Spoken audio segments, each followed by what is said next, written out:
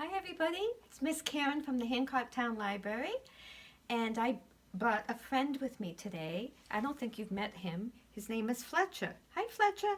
Hi! How are you doing?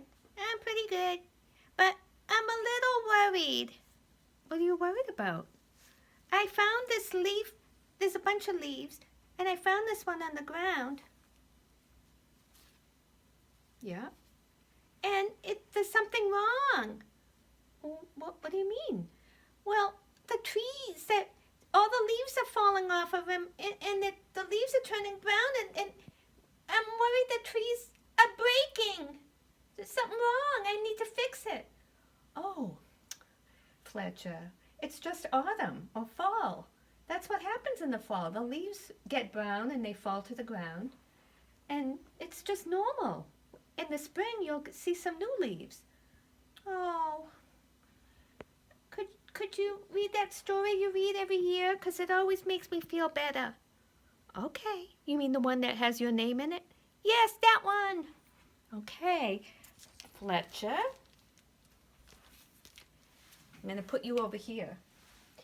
The name of this book is Fletcher and the Fallen Leaves, and it's written by Julia Rawlinson, and the pictures are by Tiffany Beek. Here's Fletcher.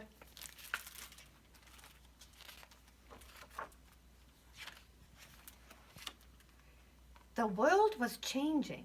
Each morning, when Fletcher bounded out of the den, everything seemed just a little bit different. The rich green of the forest was turning to a dusty gold, and the soft, swishing sound of summer was fading to a crinkly whisper. Fletcher's favorite tree looked dull, dry, and brown. Fletcher was beginning to get worried. I think my tree is sick, said Fletcher. What's wrong with it? His mother asked. Its leaves are turning brown, said Fletcher. Don't worry, it's only autumn, she said.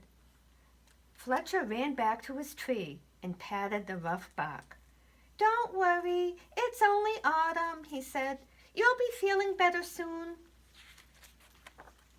But the tree didn't get better. Each day, more leaves turned brown. One morning, the wind blew a small brown leaf off of a branch. Fletcher jumped up and caught it, very gently, in his paw. Don't worry, tree. I've got your leaf. I'll fix you. Fletcher looked around, picked a piece of grass, and carefully tied the leaf to a branch. Just then, another gust of wind ruffled Fletcher's fur. The little leaf shook itself free and fluttered back to the ground. Fletcher picked it up again and thought very hard. Then he poked the leaf onto a twig and pushed it down firmly. Now you hold on tight, said Fletcher. No more flying around. The little leaf gave a tiny rustle in reply. The next day, a strong wind was blowing through the forest. Fletcher rushed out of the den and ran all the way to his tree. Lots of branches were bare, and little lost leaves spun everywhere. Don't worry, tree. I'll catch them for you. I promise.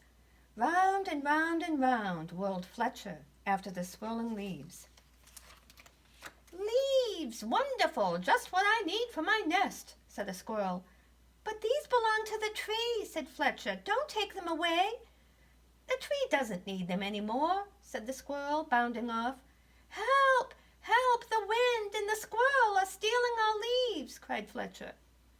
Leaves, terrific! Just what I need to keep warm, said a porcupine, rolling around. But these belong to the tree, said Fletcher, plucking leaves from the porcupine's needles. Not any more, snuffled the porcupine, and away he rolled. Help! Help! The wind, the squirrel, and the porcupine are stealing our leaves, cried Fletcher. Suddenly a flock of friendly birds swooped down from the sky. They picked up the leaves in their beaks and poked them onto the tree's branches.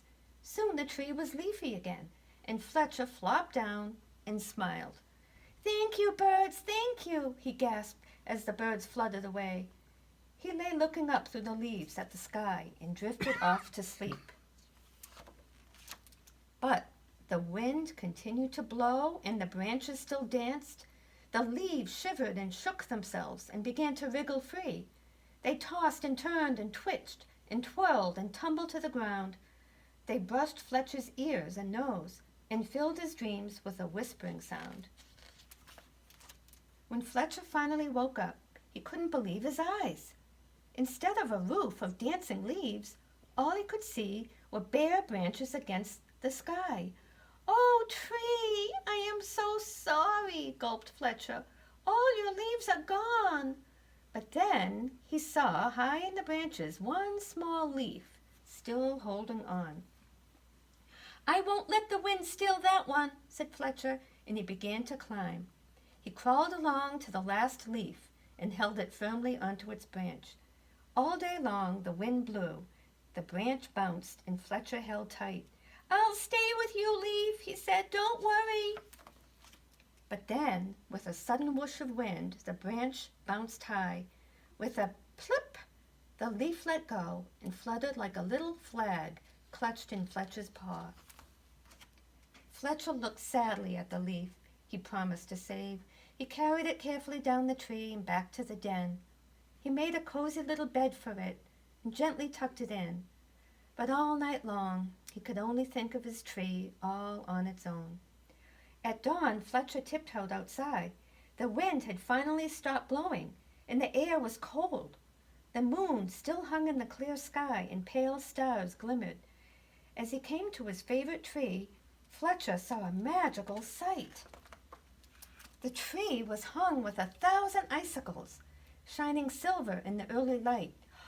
"You are more beautiful than ever," whispered Fletcher. "But are you all right?" A tiny breeze shivered the branches, making a sound like laughter, and in the light of the rising sun, the sparkling branches nodded. Fletcher gave his tree a hug, and then he went back to the den for a nice, warm breakfast. The end. It looks like the tree is a different season now, winter. And that's Fletcher in the Falling Leaves. Fletcher, do you feel better? "Yes, I do. Yep. I want it to be winter." I wouldn't say that quite so soon. "Okay, I won't. Do you have anything else you want to read? Another story? I like fall. I'm not afraid of it anymore." No, you shouldn't be afraid of fall. This is a really short story, but it's got beautiful pictures. In the Middle of Fall by Kevin Hanks, illustrated by Laura Dronzek. Look at all those beautiful colored leaves.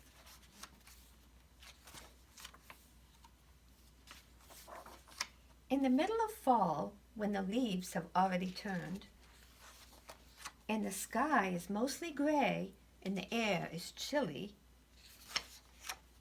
and the squirrels are frisky, and the gardens are brown, and the pumpkins are ready, and the apples are like ornaments. It takes just one big gust of wind, and all at once, everything is yellow and red and orange. All over, all around. Right in the middle of fall. But remember it, because soon the yellow and red and orange will be gone. And the sky will change again. And then soon, very soon, the sky will be white and empty, ready to fill up with snow. In the middle of fall. Thank you for joining me for story time. And Fletcher, say bye. Bye. Have a great week.